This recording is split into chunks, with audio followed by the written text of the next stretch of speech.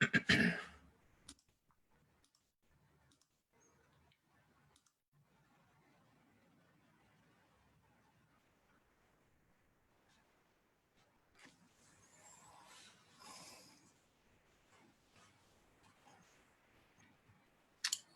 good evening, everyone. So today our lesson number 6. So before we start our lessons, let's pay homage to the Buddha.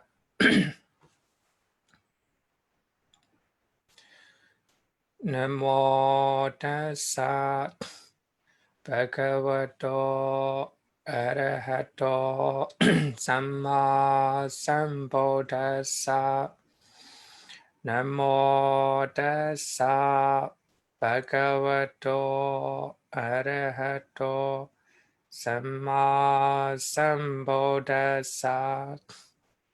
Namo tassa bhagavato arahato samma sambuddhassa. Good afternoon, everyone. Okay, today our lesson number 6.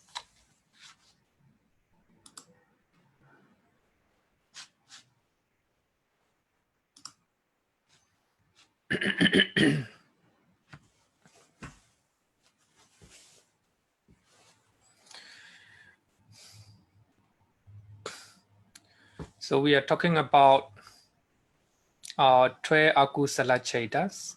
12 akusala citta. It's a LOBHA-MÜLA citta. We have 8 LOBHA-MÜLA citta. So citta rooted in greed. We have 2 dosa-MÜLA cittas. Citta rooted in hatred. And we have 2 moha-MÜLA citta. LOBHA-MÜLA citta, dosa-MÜLA citta, and moha-MÜLA citta. Not difficult to remember in Pali. So maybe in future we'll talk about when we are talking about 8 LOBHA-MÜLA, 8 citta rooted in greed, we'll say LOBHA-MÜLA citta. LOBHA-MÜLA citta. 2 dosa-MÜLA citta and 2 moha-MÜLA citta, altogether 12. So all our unwholesome actions are rooted in these 12 akusala cittas. So if we are mindful, whether you have 12 akusala citta in your mind or not, then you will not be doing unwholesome any wrongdoings. So these 12 cittas are the root of all our unwholesome actions. Today we'll talk about it. So first of all, let's talk about lobha, greed. Let's talk about greed.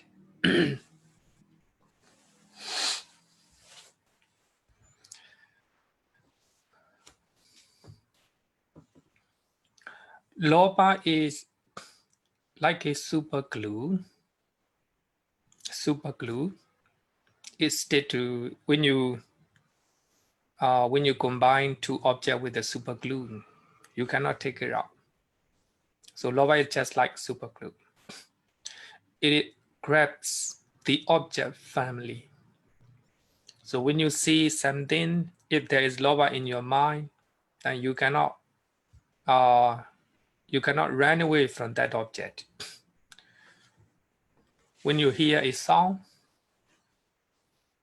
then if there is a greed in your mind, then lobha, it stick to your mind, stick to that sound, just like that. So the lobha or greed is just like a super glue. It grabs the object family. Normally, if you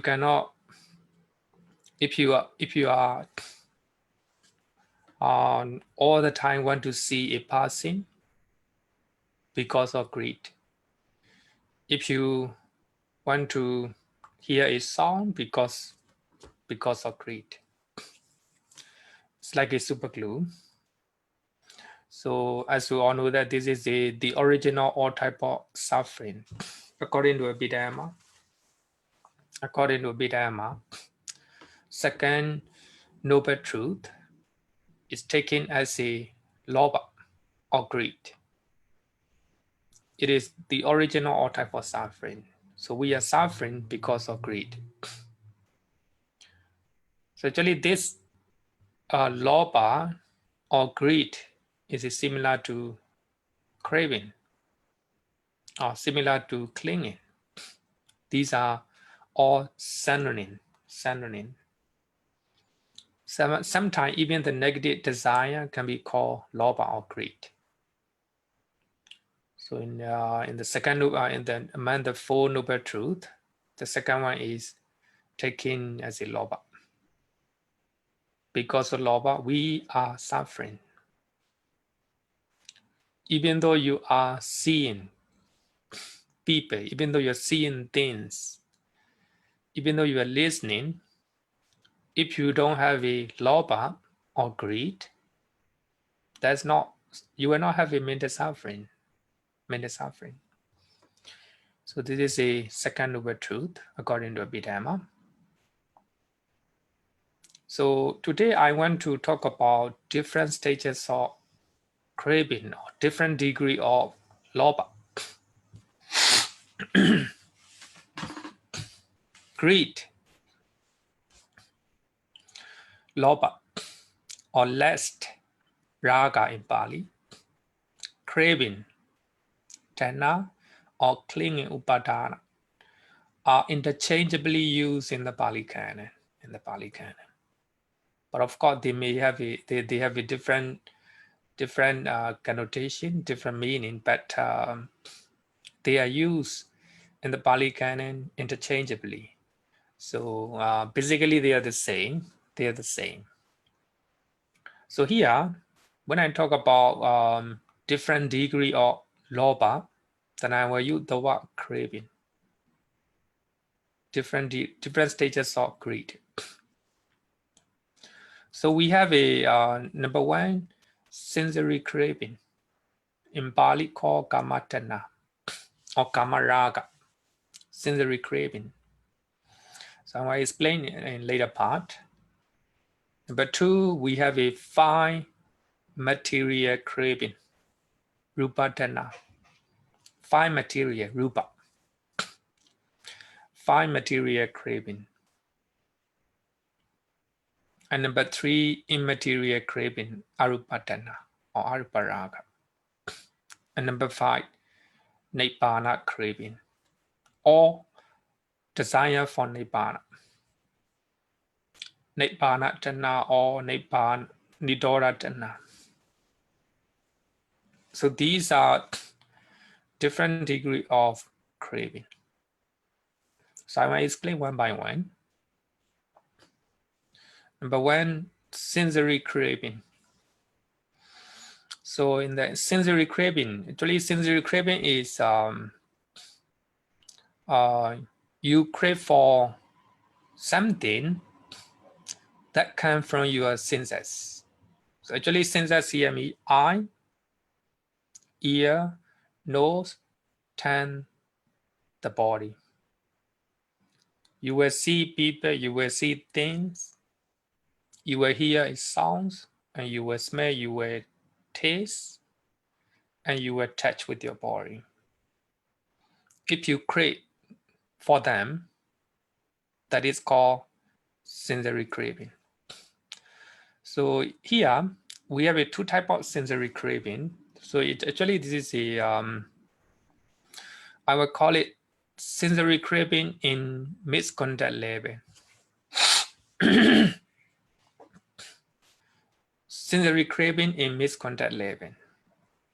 Misconduct means when you have a craving for it, you are breaking sila, morality, misconduct. So just like desire to steal property of other people.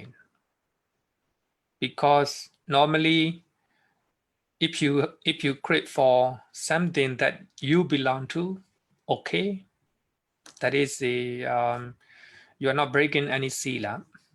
But here, you are craving for something that you do not belong to.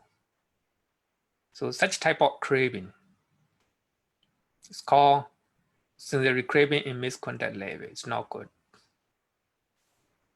Then desire to commit sexual misconduct. So if you have a craving for your own partner, it's okay. You're not breaking any sila. But here, if you're committing sexual misconduct outside of your marriage, so that will be craving in misconduct level. So it will cause you a bad rebirth in afterlife. And also there are many things actually, as long as you are not breaking, as long if you are breaking the sila or morality, then such type of craving or greed can be called misconduct level. And then we can also use immoral craving. Immoral craving. The next one is sensory craving in normal level. Sensory craving for normal level. Desire to eat delicious food. So this is quite normal for lay people. Of course, it's not for monks. Not for monks. For monks, if you have desire to eat delicious food, there's a misconduct level. We call it misconduct level as a Buddhist monk. But here I'm talking about for lay people. For lay people, as a lay person, if you have a craving to eat delicious food, okay, as long as you are using your own money, as long as it belongs to you, stay okay. So craving to eat delicious food, it is a sensory craving in normal level. Normal level. I can call it moral craving as a lay person. And sexual desire with one's own partner. So if you have a craving for your own partner, it's okay. That's a normal level. You're not breaking any sila. Then desire to become rich and desire to become famous. So these are quite normal. Quite normal. You can have it. You can have it. Such type of craving can be called sensory craving in normal level. So actually, even sensory craving in normal level, as a monks and nuns, not allowed to enjoy all these ones. But I'm talking about for lay person. So some people want to become rich, some people want to become famous. Okay. So as a Buddhist monk, if you have a craving to become rich and to become famous and popular, something wrong. So so this is I'm talking about for lay people. So regarding with the sensory craving, we have a two type, in misconduct level and normal level. In other words, immoral craving and moral craving. So as a lay person, sensory craving in normal level, nothing wrong. You can enjoy it.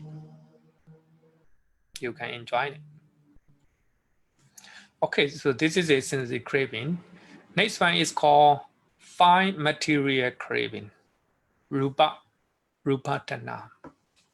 So this is a craving for joyous, pleasurable, and tranquil experiences during and after fine material jhana. If you attain rupa jhana, and during the jhana, you will have a joyous, and tranquil bliss or tranquil experiences. If you crave for them, that's called rupa jhana. Rupa jhana. It is nothing wrong, the normal level, but if you want to attain nibbana, if you want to stop all type of suffering, then such type of craving is not good. Not good.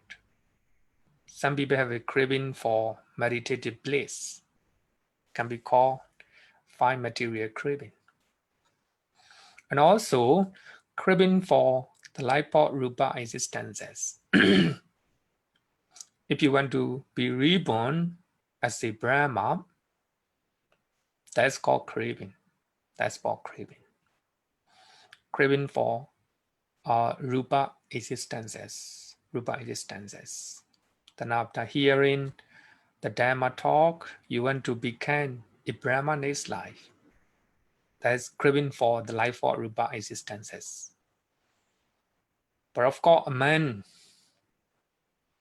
31 planes of existences, the Brahma realm is the best. Less suffering and less problem. So that is called fine material craving.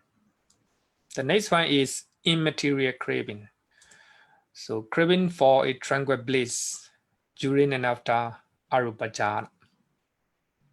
So actually compared to rupa jhana, arupa jhana, the bliss of arupa jhana is more tranquil, more quiet, more long lasting. So in that sense, it is better. It is better. Then after that, another one is craving for the life for arupa existences. You want to become like a arupa Brahma, Arupa Brahma. So their lifespan is very, very long, and they can stay, they can experience jhana bliss for for a long time, Having known that, having knew that, you want to become like them. That's craving. So sensory craving, fine material craving, immaterial craving. Compared to sensory craving, kamatana, fine material craving is much better. But compared to fine material craving, immaterial craving is much better.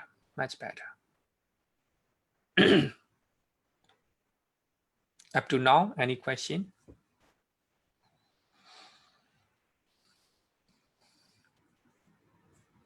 No question, huh? Okay, let's move to next one. Next one is NIBBÄNA craving. Someone want to ask question?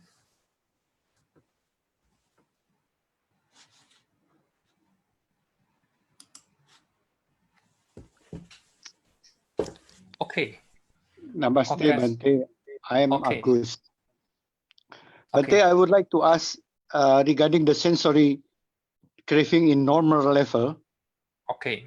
If it becomes the karma for the next rebirth, whether it can bring to the woeful state or not, Bhante? If you have craving in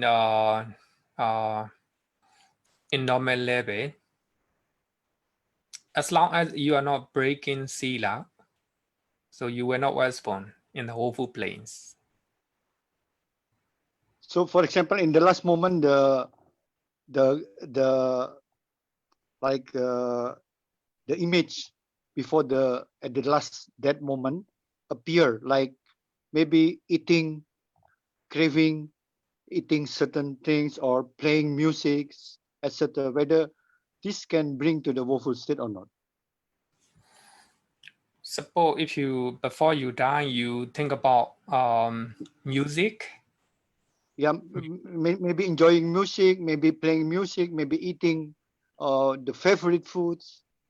I think it will not bring to woeful existences. I think no. Here, I think we have to divide two things. First one, if you are enjoying your own property, it is nothing wrong. Nothing wrong means not a misconduct level. But before you die, if you have lobha, like a craving for music or craving for food, it will result in the awful existence. Because of this is a akusala. This akusala. So actually here we have to differentiate two things. The first one is when you are during these existences, during our lifetime, if you have a craving and if you are enjoying for the your own property, you're eating your own food, listening your music, you're not breaking when you're not breaking the sila. But if you have a craving as the last stop moment, if you have a craving for something, that is akusala. That's akusala. As a result of akusala, you were born in one of the awful existences. So here, as we have to divide into two. During this lifetime, if you crave for something that you belong to, then you enjoy it. Doesn't matter. But at the final moment of your life, if you have a akusala cheda, as a lobha, so the lobha will result in the awful existences. I think we have to divide into two. Okay. So it means, Bhante, maybe I'm not really clear. So during the time let's say I'm enjoying my property, I'm enjoying my food, this is still kusala. Oh, no, not kusala. This is the already akusala, right, Bhante? No. The state of mind is akusala. The state of mind is akusala, but you're not breaking sila. You're not breaking your bodily and verbal actions. So here we have to divide mental akusala. If you crave for your own property, that is lobha. Lobha is akusala, right? Akusala. So because of if you have a sensory craving in misconduct level, you will be breaking the sila. You will be breaking the sila. You will steal property of other people. You will commit sexual misconduct. But if your craving is in normal level means, of course, in your mind, that will be akusala. Lobha is akusala. But even though you have a lobha, your lobha is not too much. Your lobha is not too much. For that reason, you are not breaking the sila. But here, two level, sensory craving in misconduct level, you will break the sila during the lifetime, right? In the lifetime. But if you have a second type of sensory craving, then you will not break the sila, but you still have akusala in your mind. Yeah. Okay. So still akusala. Yes, still akusala, but during the last moment of your life, the last stop moment, if you have akusala cheda, it will you will respond in one of the awful existences. And how about if desire to be reborn in human being or to be reborn as a bhikkhu in the next life, whether still akusala or kusala, Bhante? This desire. I think we have to look at in different stages. For that reason, I say the different stages of lobha or different degree of lobha. So any type of lobha is not good. Any type of lobha is not good. Even craving for rupa jhana, craving for arupa jhana is not good. when we look at from top-down, I always say top-down view, top-down view. So when you look at bottom view, Rupatana, Arupatana are very good, right? But even among the sensory craving, second craving is not bad, not bad, stay okay. But then it stay in normal level, normal level. So the reason why I divided two level is because people feel guilty. So when they are enjoying a good food, so when they are enjoying life, this is just quite normal. It's quite normal. They shouldn't feel guilty. So that is craving in normal level. Akusala is still akusala in your mind, but you will not be breaking sila. Okay. Okay, Bhante, thank you. Yeah. So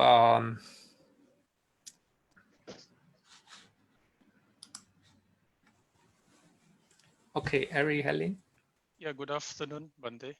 Okay. I just would like to ask a quick questions related to our daily life. Okay. Desire to eat a delicious food here is considered sensory craving in normal level. But how about, like, for examples, those people that go to the live seafood, for example, choosing the live seafood to be cooked to basically satisfy the desire to eat? Is it something still considered a normal level? Is it, or basically breaking? Misconduct level because it involves craving. Yeah. It involves craving because as long as you are breaking the sila, just like a killing, stealing, sexual misconduct, telling lie. Some people tell lie because they have a lot of craving in their mind to get something. So that is a misconduct level. So let alone eating in the light seafood restaurant, right? Yes. So in that case, it involves killing. So that is a misconduct level. Not good, not good. So then if this is the case, how do you differentiate, like, do we vegetarian and non-vegetarian? Is it also something that is? Here we have three criteria regarding with the food, regarding with the meat. So as a Buddhist man, as a normal Buddhist, as long as you do not see, number one, you do not see. Number two, you do not hear. Number three, you do not suspect that the meat is especially killed for you and prepared for you, then you shouldn't eat. The third one is what, Bhante? Suspect. Okay. Suspect. Suppose as a Buddhist, actually the Buddha laid down it's not a linear rule, but the Buddha gave a guideline for the Buddhist monk. If we know, number one, number two, if we see, number three, if we suspect that the meat is especially prepared by killing for us, we don't have to eat it. But if the meat is how to say prepared for us, if we do not see, if we do not hear, if we do not suspect that, so that meat is not prepared for us intentionally, then we can eat it. So such one is called, we call it the middle way, middle path, Majjhima Patipada. So in this case, eating food in the live seafood restaurant, because you have to take it, right? Yes. You have to kill it. You know, this is a directly involved. You see it, then you know it. So it's quite clear. Okay. So okay, so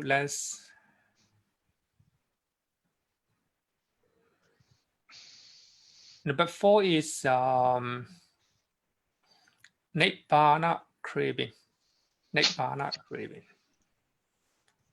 Craving, next slide. Some people have a craving to become a Buddhist-man in next life. Similar, very similar. Of course, it is, when we look at from bottom of view, it is quite right, quite okay. So if we look at from top-down view, not good. But here, even here, Nibbana craving. But of course, desire for attaining Nibbana is a must to attain Nibbana. So without such noble desire, we cannot achieve the bliss of Nibbana. Before you attain Nibbana, you must have it. You must have a desire to attain Nibbana. Even such noble desire is abandoned when attain Nibbana. So actually here it's a little bit tricky. So Nibbana, there is a Nibbana craving. We have a craving for Nibbana. But of course, this is the best type of craving. The best type of craving. So without that such type of craving or desire, we cannot attain Nibbana. We want to attain Nibbana. For that reason, we practice, then we attain. But when somebody attains Nibbana, even such desire, even such craving is abandoned naturally. So here, for that reason, some people ask question: is craving for Nibbana bad? So they can say that, can we use the term craving for Nibbana? Some people ask question. So some people very often ask question. Yes, we can use craving for Nibbana according to Bhikkhuni Sutta. According to Bhikkhuni Sutta. So in that Sutta, Venerable Ananda taught to a bhikkhuni, independent on craving. Craving is to be abandoned. So in that Sutta, Venerable Ananda said that somebody have craving to become arahant. Craving to become arahant. In other words, we can see that craving for Nibbana. They try hard. But finally, he became arahant. But when he became arahant, craving to become arahant is abandoned, to be abandoned. Is that clear? Somebody have craving to become arahant. I want to become arahant. That's also craving. According to this Sutta.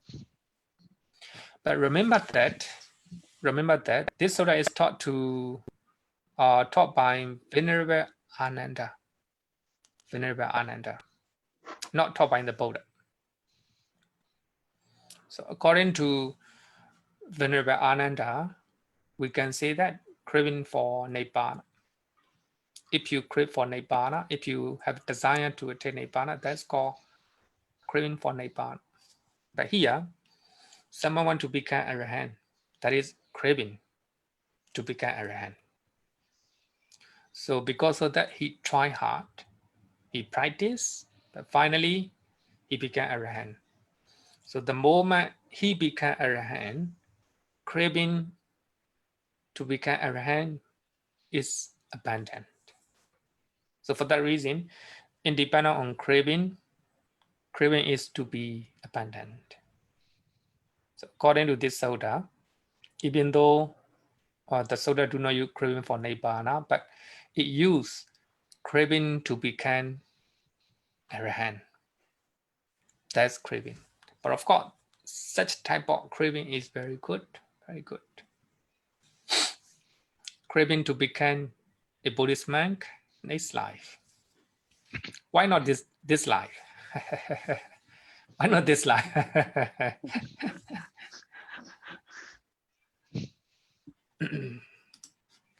Okay, so next one, I will quote another sutta. Is desire for Nibbāna bad? According to Abhidhamma Sutta from Samdha Nikaya, even desire is abandoned when attained Nibbāna. So this one also, Venerable Ananda taught to Abhidhamma.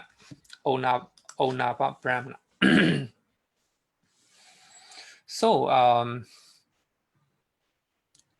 in that sutta, Abhidhamma as Venerable Ananda, any desire is good. So the Brahmin is not, I want to say, he doesn't like that all type of desire have to be abandoned. He doesn't like such usage. Then he asked the question. The Venerable Ananda said that even desire for Nibbāna is abandoned when attain Nibbāna. And he said that he earlier had the desire for the attainment of arrangeship.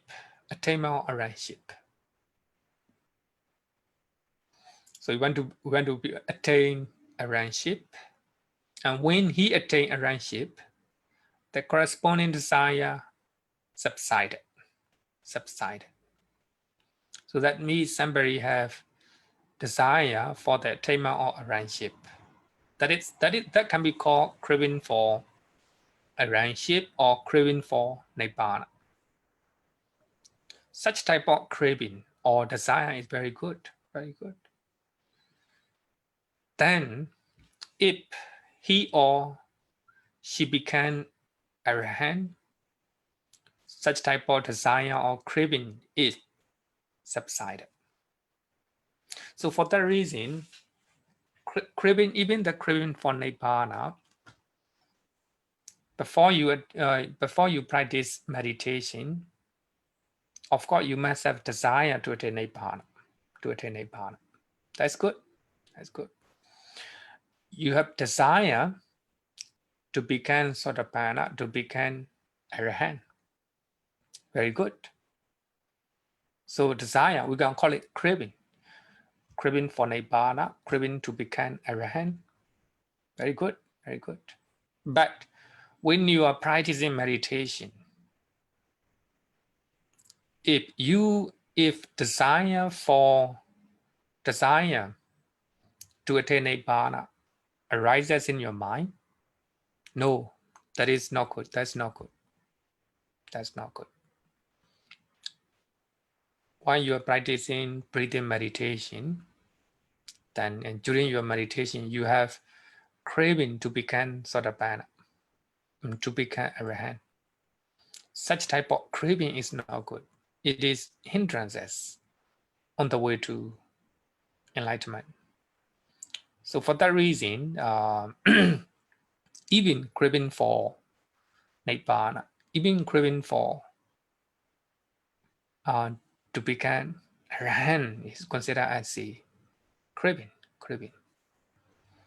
So for that reason, we here I want to share one of the same story, and I don't know whether I have taught to you.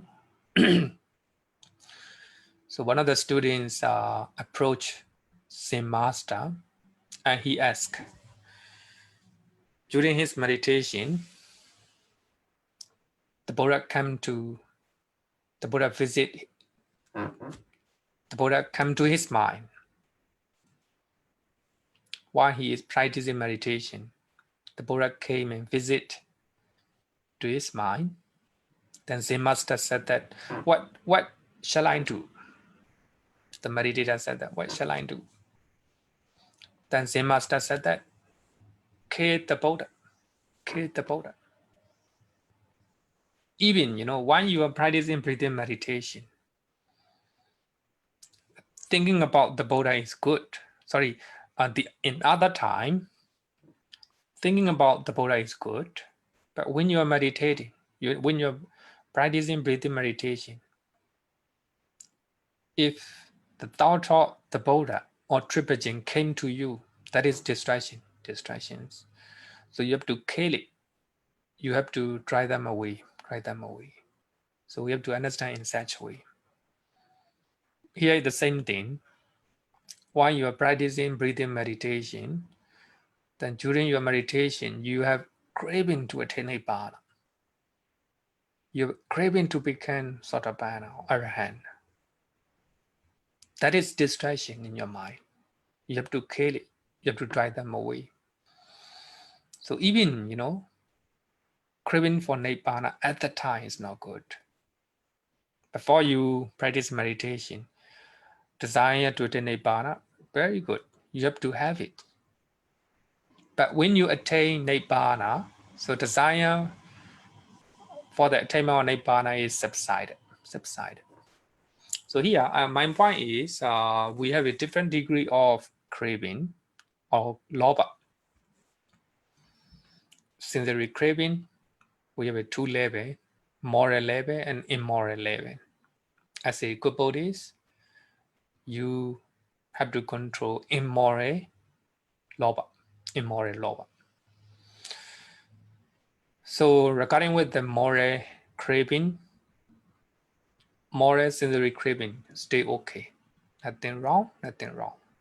But the second one is the rupatana, craving for fine material, meditative bliss, and also fine material existences. And third one is immaterial craving. And the last one, Nibbāna craving. So we have a different type of craving. Any question? If no question, then let's continue. So we have 8.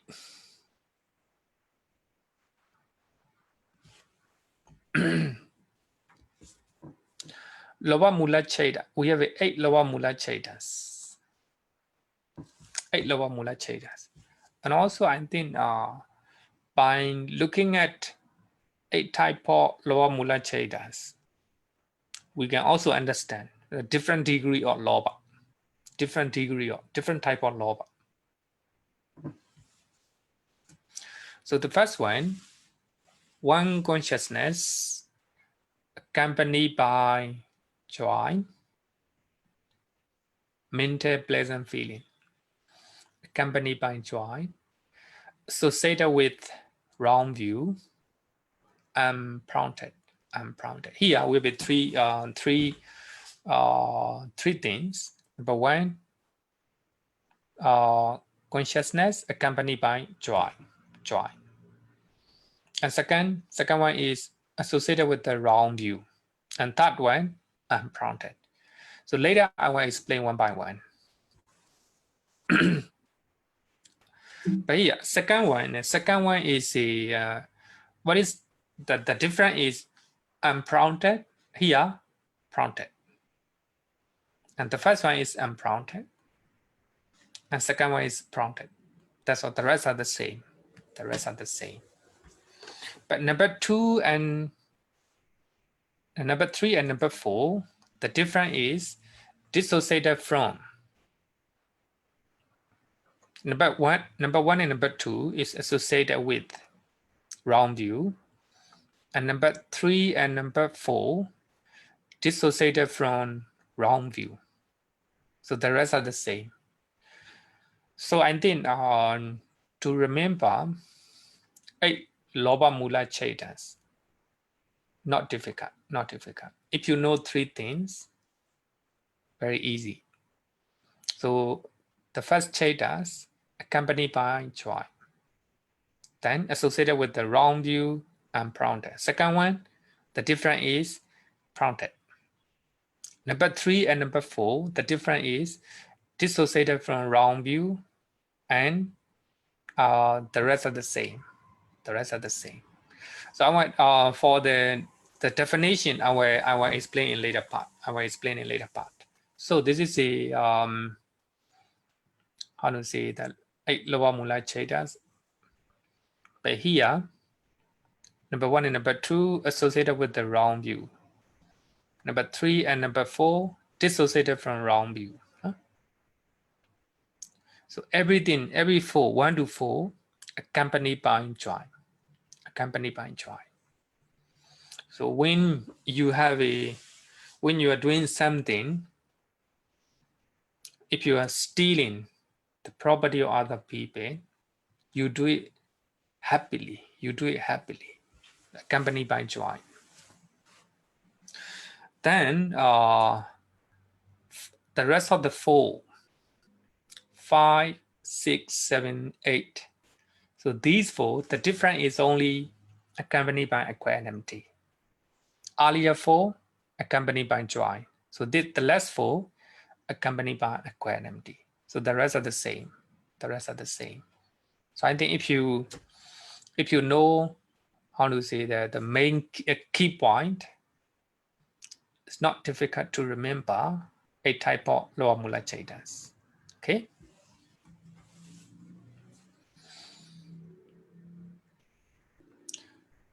So here, I think we need to explain what is wrong view, deity according to Buddhism. What is wrong view?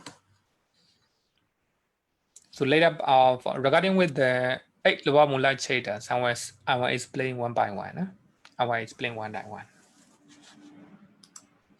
Question or three hole? Hi, Bhante. Yeah, can I just check, like, if someone has no wrong view, why would he or she steal with joy? Like, what kind of? Someone is? If someone do not have a wrong view, in what circumstance will that person steals with joy? Oh. Yeah. Actually, in later part, I will explain in detail, but I will answer your question. As a Buddhist, suppose a Buddhist know that drinking is not good. Drinking alcohol is not good, right? Mm-hmm. He know that drinking is not good. Actually, for that reason, dissociated from wrong view. No, he doesn't have a wrong view. But when he's drinking alcohol, very happy, very happy. So that is even though he know that drinking is not good. So that is dissociated from wrong view. He doesn't have a wrong view. He have a right view. Drinking is not good, but he still enjoying it. Okay. Yeah. So this, sorry. So if this wrong view, is it like knowing it's not good for health or not good morally? Oh, no. Not regarding with the head. I think last week we talk about 10 type of 10 causes of unwholesome actions, right? Mm-hmm. So actually here, drinking alcohol is added into Kamesumechachara. So there is unwholesome actions in Buddhism, not regarding with the head. I see. Okay. If someone is drinking alcohol, he will lose mindfulness and clarity of mind. He or she will do unwholesome things as a result of drinking alcohol. I see. Then what if, another question, sorry.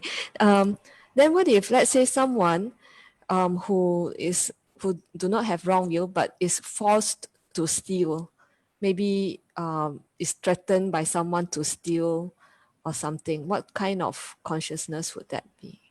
Oh, okay. Maybe, I think later we will learn. Okay. Thank you, Bhante.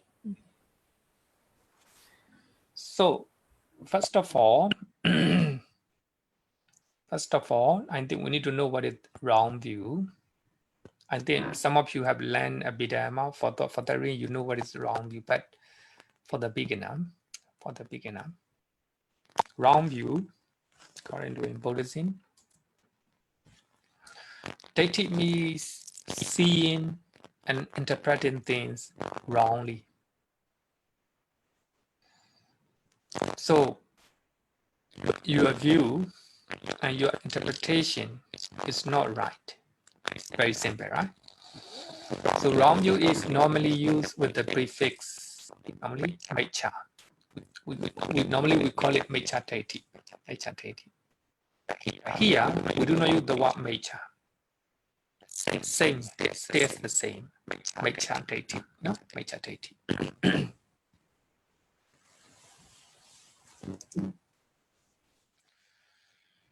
It is opposite of right view. Clear? What is opposite of right view? So that means if you have a right view, you don't have wrong view. So following some of the definition of wrong view. Actually, I make this list. So with the reference to Samadhi Soda from Majjhima Nikaya. In the Samadhi Soda,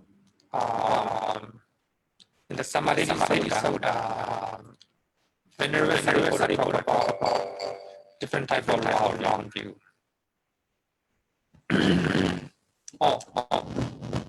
So problem with the voice. See, can hear? Not very good. Not very good.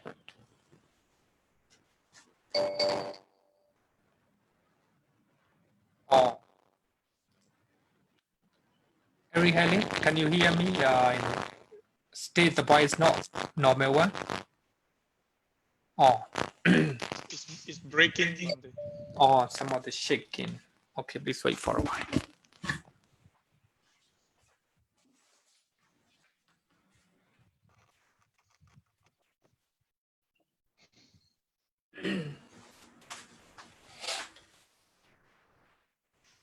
Hello?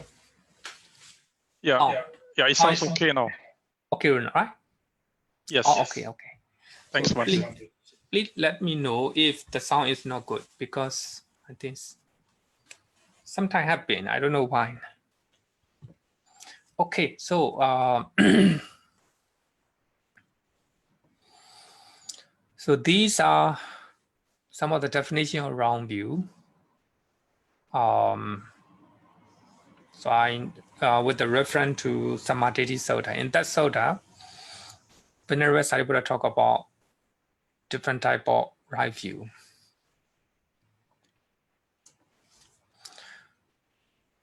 Number one, incorrect view about wholesome and unwholesome deeds. So if someone is thinking wholesome deed as a unwholesome deeds as a wholesome, that is wrong view. Suppose if someone is thinking drinking is good, that is a wrong view. If someone is thinking that killing is good, that is wrong view. If you think that committing such a misconduct and having an affair with someone, even though you have a family, that is wrong view. That's a wrong view. So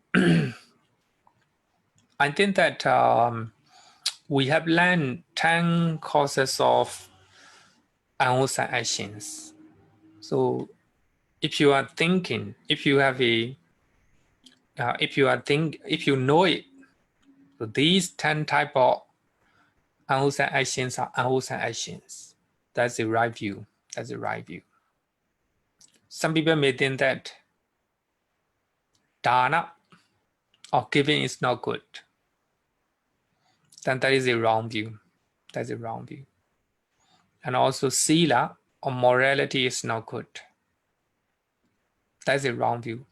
And meditation is not good. That's a wrong view. So these are Hosan DSA and Hosan DSA, Hosan. That is a wrong view. So for that reason, some people, many people do not think that drinking is how to say, not a problem. And in some religions, killing animals is not unwholesome one, not unwholesome one. So these are the wrong view. These are the wrong view, right? So second one is incorrect view about the root of wholesome and unwholesome deed. So here we have the root of wholesome and unwholesome. So we have three root of unwholesome one: lobha, dosa, moha. If you think that lobha is good, if you think lobha is good, that is a wrong view. That's a wrong view. Some people justify dosa is good to run a company or to maintain a family, to educate children. You have to shout, and you have to threaten children. That's a wrong view. That's a wrong view. So we have a three root of the wholesome actions: alobha, adosa, amoha. So here, wrong view here me on the you think that the root of unwholesome as a good, and the root of wholesome as a unwholesome. Like this is a wrong view. This is a wrong view. Of course, as a Buddhist, you know that. So lobha, dosa, moha are the root of unwholesome, not good. So that is a right view. Opposite, lobha, dosa, moha, okay. That's a wrong view. So next one is a incorrect view about Four Noble Truth. You do not know Four Noble Truth. That is a wrong view. That's a wrong view. So even for Buddhists, as long as you do not know Four Noble Truth, it's called wrong view. As long as you do not become noble person, Ariya Pokala, you still have a wrong view. We still have a wrong view. So the last one is higher. The last one is higher. Of course, even the Sotapanna, he still have a wrong view. Even non-returner, even the non-returner still have a wrong view, because his understanding about Four Noble Truths is not complete yet. According to this definition, only Arahant and the Buddha, they completely remove wrong view. Incorrect view about Four Noble Truths. That means even the non-returner still have incorrect view about Four Noble Truth. Okay, so this is I think if you look at Samadhi Soda, you will know we can interpret these are the wrong view. So wholesome deeds as a unwholesome deed. You are interpreting, you are viewing unwholesome deed as a wholesome. And second one is the root of wholesome and the root of unwholesome. You do not see actually. Your view about the root of wholesome and unwholesome is wrong. And the last one is incorrect view about Four Noble Truths. Even the Buddhists, even the non-returner, still have wrong view. But of course, when we look at the Abhidhamma, wrong view is removed by Sotapanna. But when we look at this sutta, even the non-returner still cannot see Four Noble Truths in detail, right? Okay, so these are the wrong view. These are the wrong view. Any question?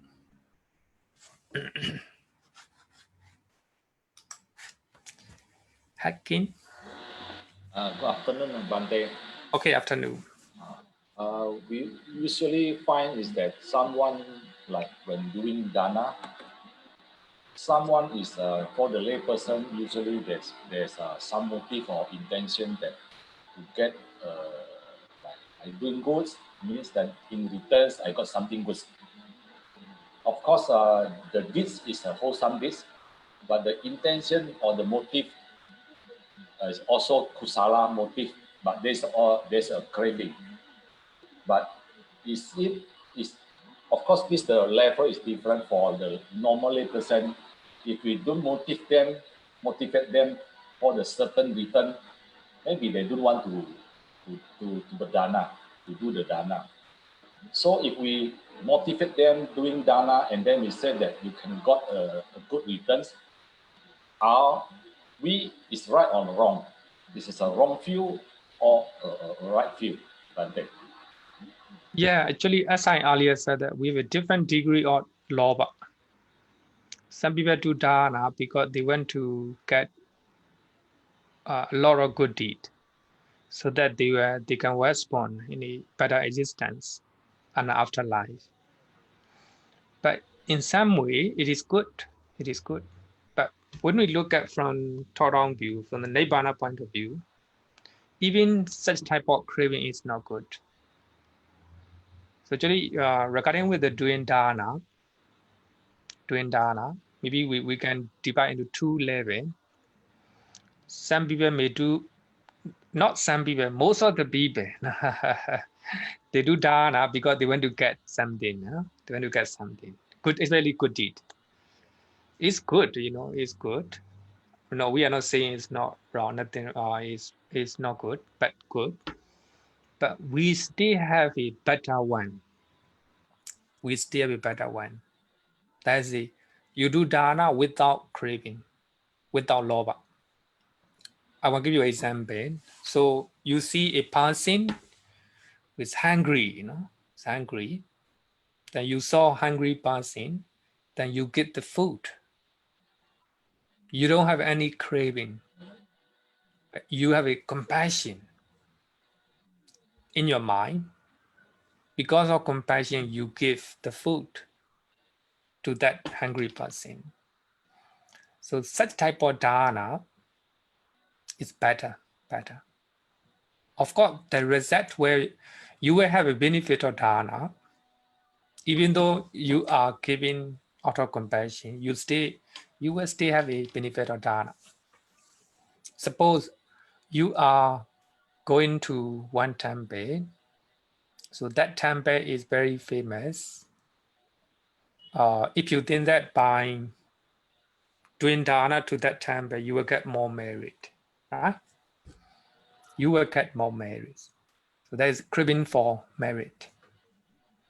Stay okay. But you hear that one of the small temple is in need of fan during this COVID-19 period. So that small temple is struggling. So out of compassion, then you contribute certain amount of money to that small temple, unknown temple. So your dana is not, how to say, the original your dana is not craving, but original dana is compassion. Compassion is not craving. So here, if we can do dana without craving, if we can do dana with the compassion and also with the wisdom, such type of dana will be much better, much better.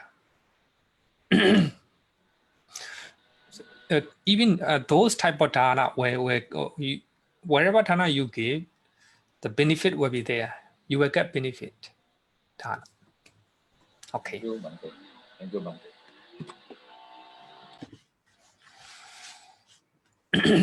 Okay, so we have 8 LOBHA-MÜLA CITTAS. So the first one consciousness accompanied by joy associated with the wrong view, then unprompted. Then you can see page number 33.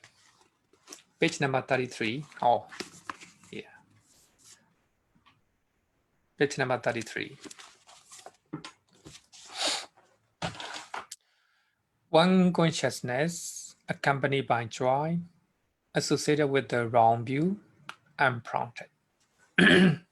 Oh, somebody want to ask question? Okay, Lynn, Lynn. Yes, Bhante, afternoon. Okay. Should I start the video?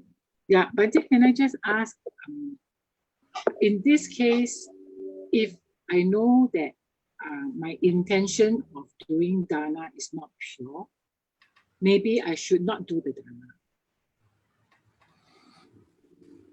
dana. Any type of dana is good. Anyway, you have a benefit. It doesn't mean we have a different level of we have to know the different level of dana. Same thing. Sometimes we will do dana with the expectation. Some people will do dana because they want longevity. And some people do dana, they want to have a good business.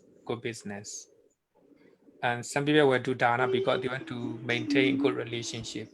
Any type of dana is good, but if you do dana without any lobha or craving, much better. That will be better.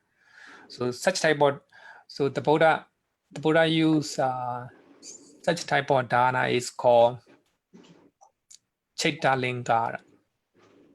Citta lingara is ornament of the mind. Ornament of the mind.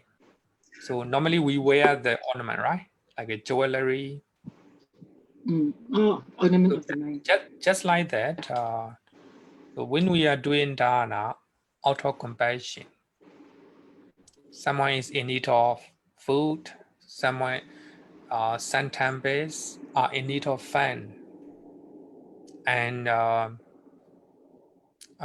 you do dana out of compassion. You are not expecting something, even a good deed. So such type of dana is called ornament of the mind. You are, how to say that, or making ornament to your life. So here, mind is not a normal mind. That is a samatha and vipassana.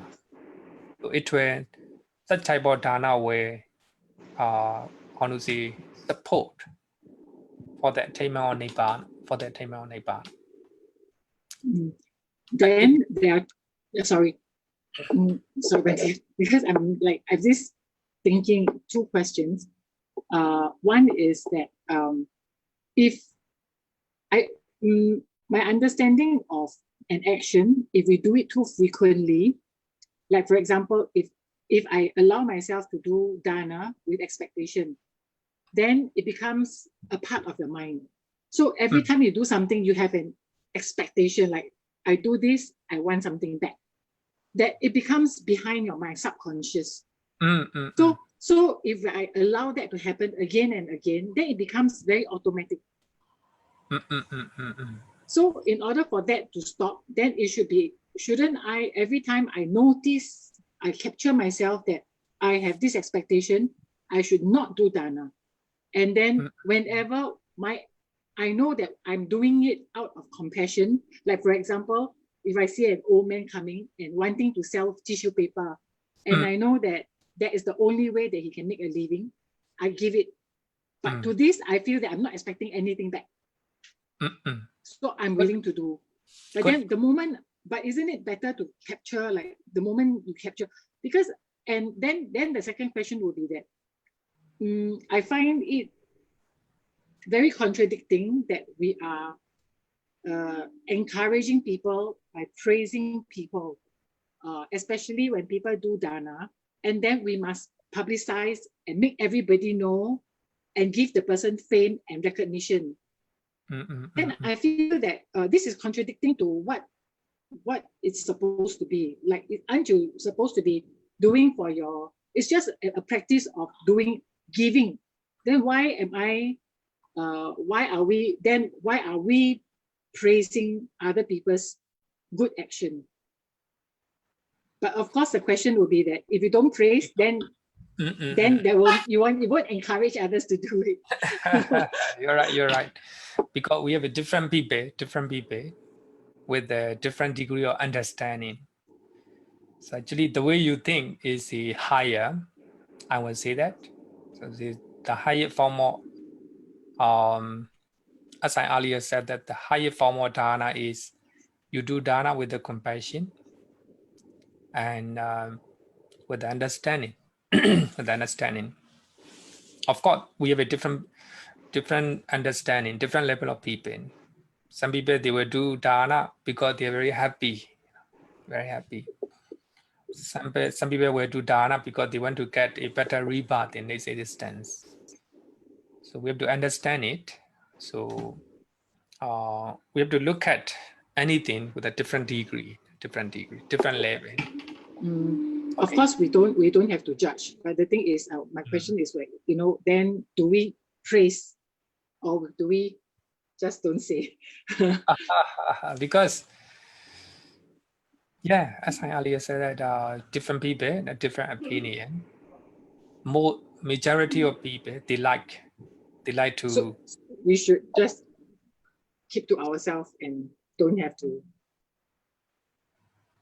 Yeah, I think it's up to, for you, if you don't want anything, much better.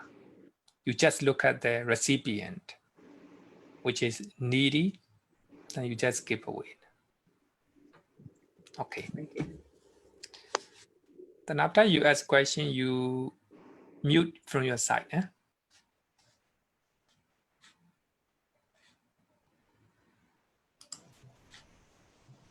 Everyone.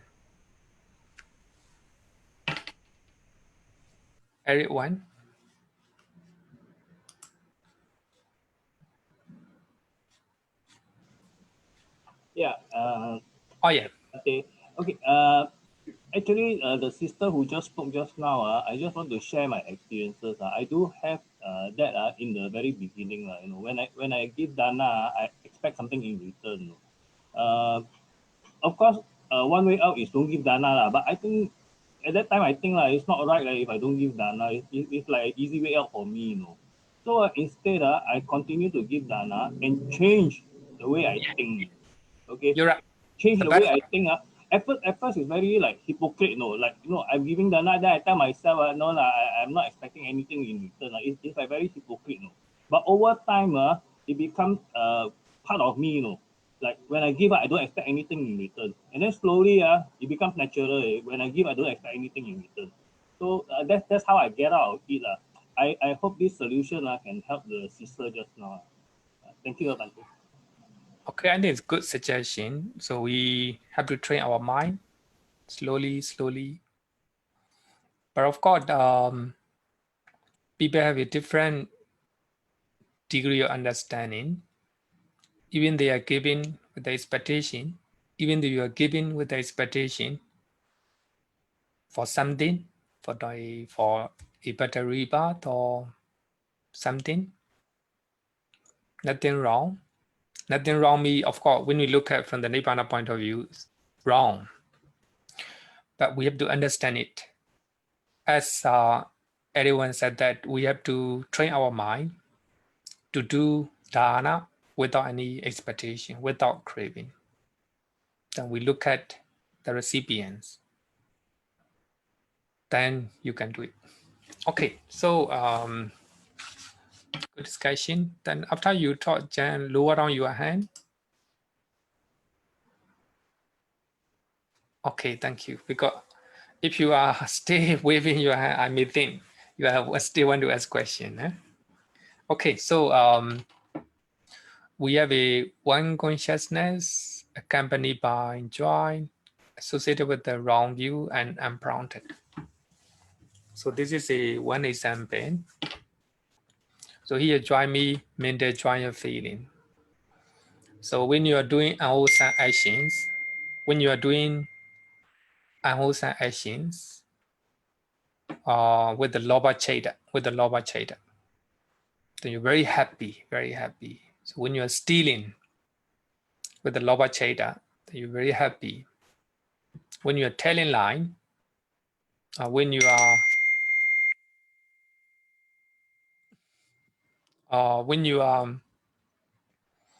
how to say that, when you are talking nonsense things, some people, most of the people are very happy to talk about how to say nonsense things and to talk about gossip, the LOBHA-MÜLA CITTA, accompanied by joy, accompanied by joy. So mental joy of feeling. Normally, as a human beings, we want to talk about gossip, and those time accompanied by joy. That number one. If you are how to say if you are stealing, accompanied by joy. Some people kill, animals, or even a human being. They do it accompanied by joy. So when you look at the news in the Middle East countries, so they are killing human beings accompanied by joy. Mean their joy and feeling. They are very happy to kill a person. That is a that is a accompanied by, there's a rooted in Dosa-CITTA, not LOBHA-CITTA. Here is accompanied by joy, LOBHA-MÜLA CITTA. Then associated with the wrong view, Miccha Deity. So your view is not right. As I earlier said that, you are thinking that drinking is good, drinking is nothing wrong. That's a wrong view. Then sexual misconduct, nothing wrong, quite normal. If you are thinking like this, wrong view. Then divisive speeches, or maybe nonsense things, gossip, etc. So if you are thinking that these are not unwholesome actions, then that is a wrong view. Associated with the wrong view. So the last one is unprompted. This is a very important one. Unprompted, asankhariga, with a higher degree of volition and effect. So when you are telling lie, when you are drinking, when you are stealing, committing sexual misconduct, full of motivation, and you make a lot of effort, unprompted. Nobody is forcing you to do. Nobody is forcing you to do.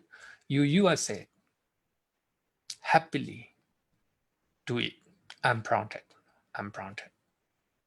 So here, unprompted me with a higher degree of volition or motivation, and also effect. So normally we always call it doing by one's own accord or without external forces. You are stealing happily by yourself. You are drinking by yourself happily. So actually, unprompted is very not just somebody is forcing you, but how to say? I think regarding with the unprompted, so the first definition is with a higher degree of volition effort you're doing. That will be unprompted. So the first one, LOBHA-MÜLA CITTA, accompanied by joy, So you are doing unwholesome actions based on LOBHA-MÜLA CITTAS. You're very happy, accompanied by joy, associated with the wrong view. You think that even though you are doing unwholesome actions, you don't think it is unwholesome. Unprompted, full of motivation and full of effect. So this is the most powerful LOBHA-MÜLA CITTAS among the 8. So you will get the most powerful result as a result. So this is the first type of citta. Okay, Mon. Hello, Bhante.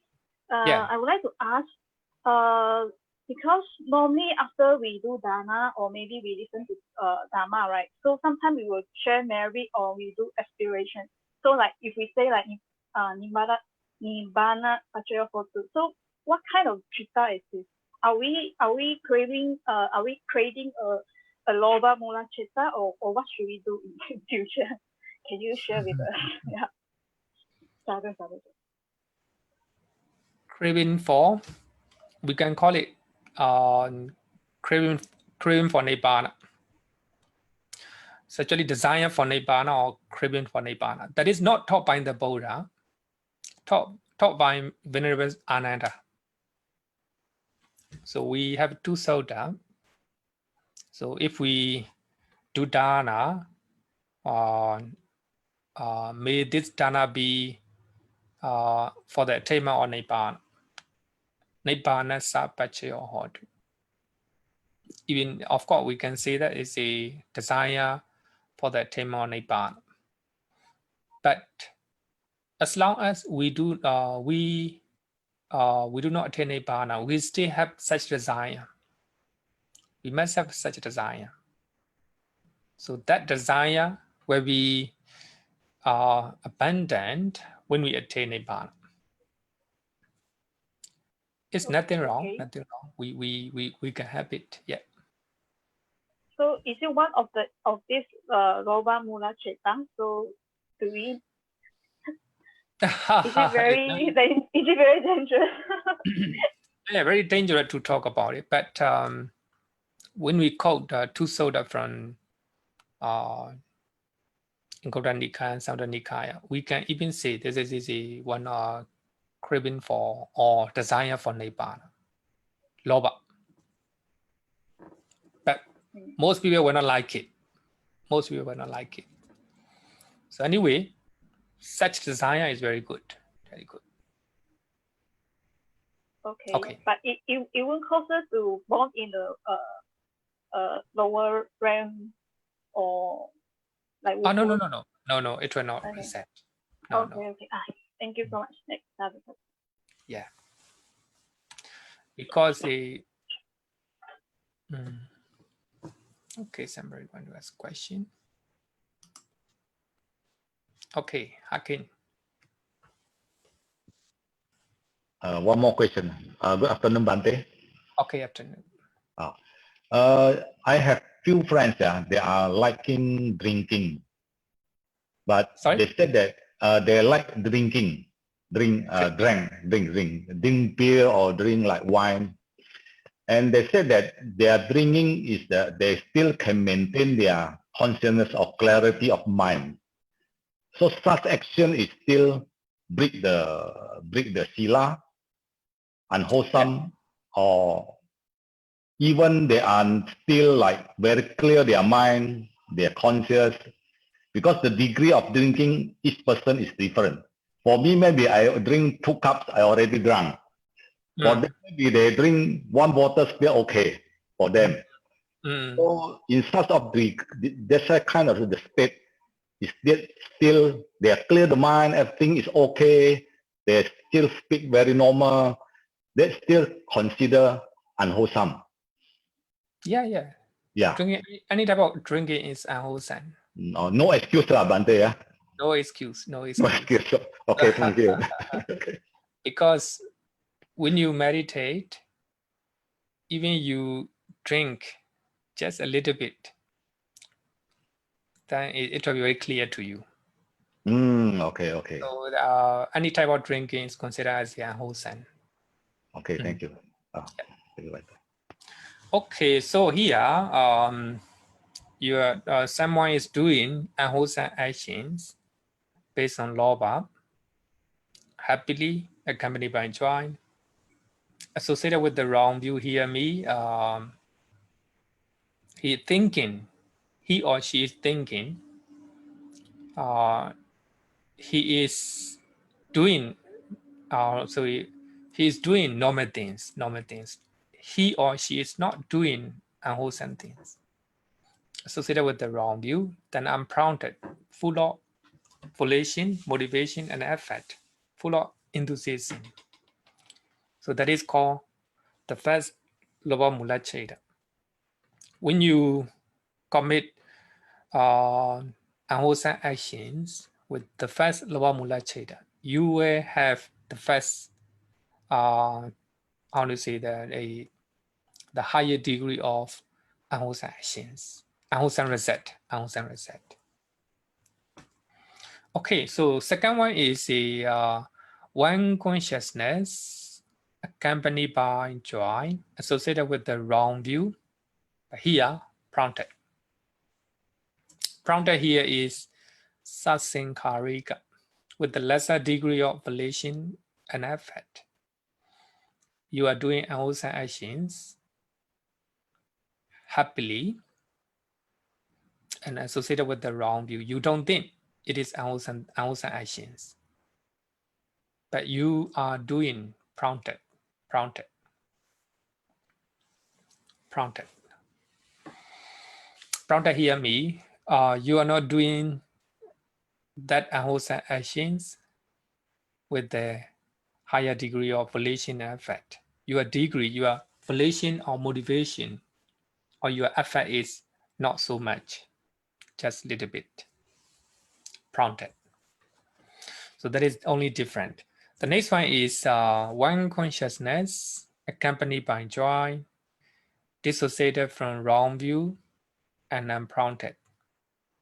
So another student asks question: if somebody is drinking alcohol, knowing that it is unwholesome actions, happily. So that is number three type of cittas.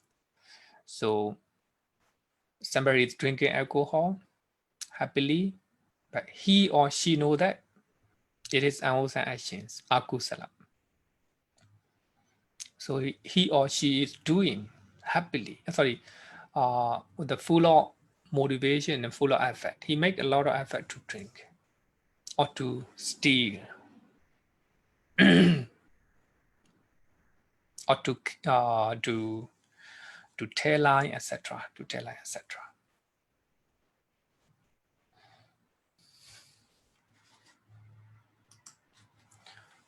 Akus. Yeah, but sometimes I'm still in practical things that when we know that we did something bad, and we do know that we do something bad, I think the degree is more severe that we know. I already know it is bad. I still doing this, rather than because I don't know, out of my ignorance, I don't know that this is bad. I do that did commit that did. I think sometimes I'm still query about this in practical life. That me, some people like the case of that brother, his friend, they don't know that drinking, actually, whatever the reason, is bad. But somebody already know, as a Buddhist, cannot drink even one sip of alcohol, but still he drinks.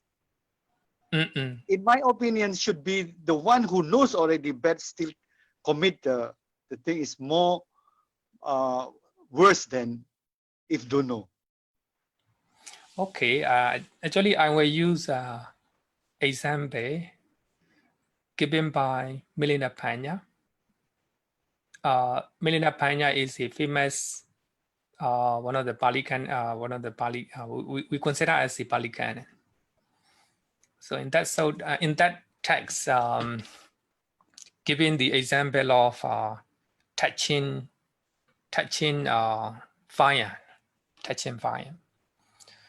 that as you know that fire is very hot, right? Fire is very hot, but you have to touch it. If you know fire is hot, you will touch and you will take out your hand very quickly, right? Very quickly. And somebody who do not know, as a child, fire is hot, do not know, then he will touch the fire. He will keep his hand, you know, longer, and he will hurt. He will hurt. Same thing. Give the charcoal fire. Someone who knows charcoal fire is very hot, then he will touch it. Then right away he will take it out. Someone who do not know, he will grab the charcoal fire for a long time, you know. It will harm his hand. Just like that, the one who know that drinking is not good, then the more every time he drink, he will know it. That's not good. Akusala. But later, you know, he will refrain from it. He will stop it. Some people who do not know drinking is unwholesome, they will drink, you know, happily, you know. So they will not stop it. So that is it, the difference. What I is knowing unwholesome as a unwholesome, that's it, without wrong view.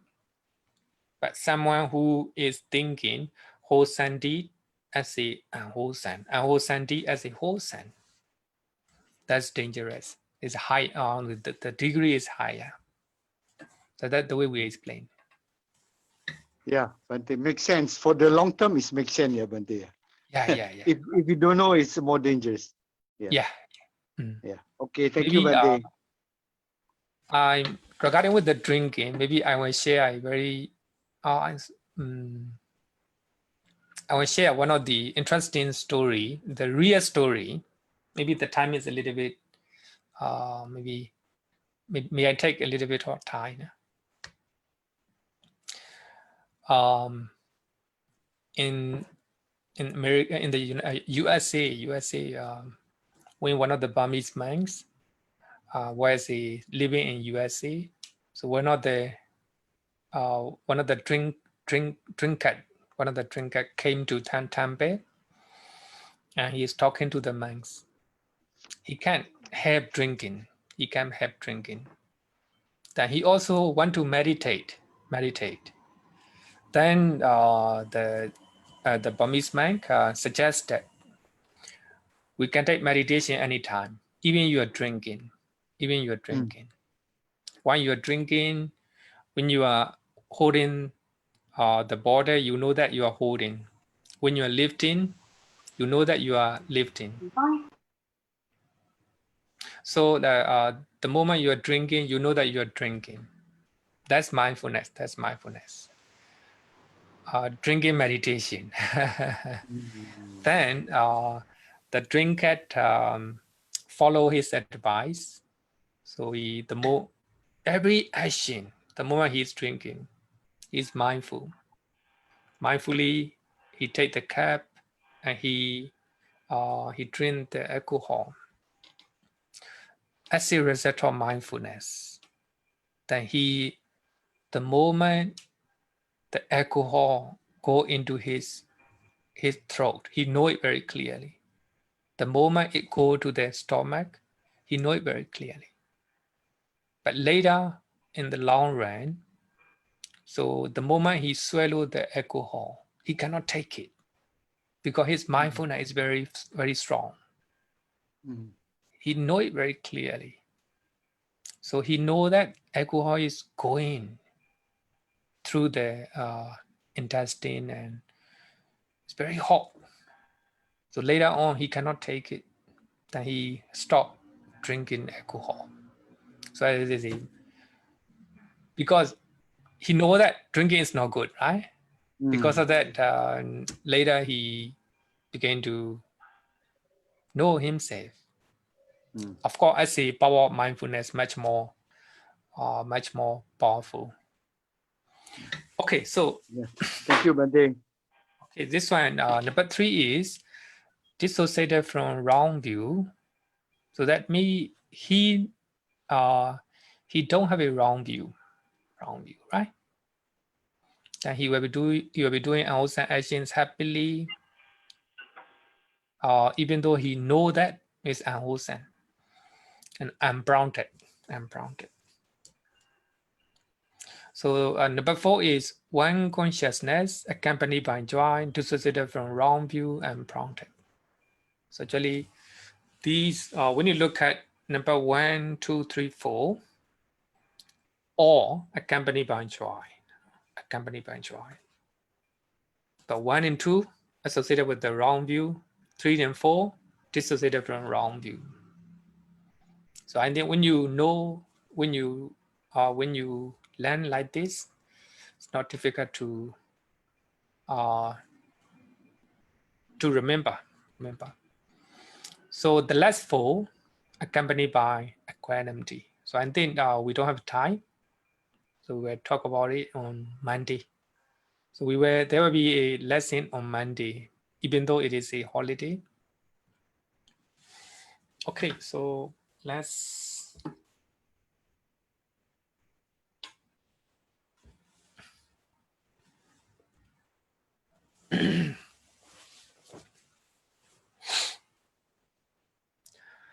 Yo varatam pavaro manu Jesu Sakya Muni Bhagavata Gito Parakato Alavidiya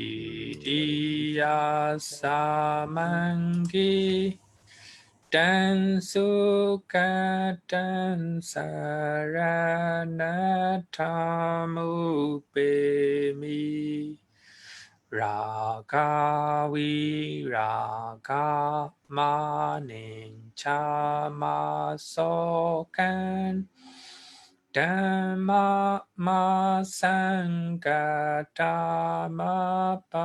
Patikulan Marurami Mampakunan Suwipatan Dhamma Mimamsaranatamu Pemi Yata Chatena Mahapalamahu Chatusu Sisu Purisayugesu Atacha Bogala Dhammata Sati Sangami Mansaranata Mupemi. Sadhu. Okay, see you on Monday.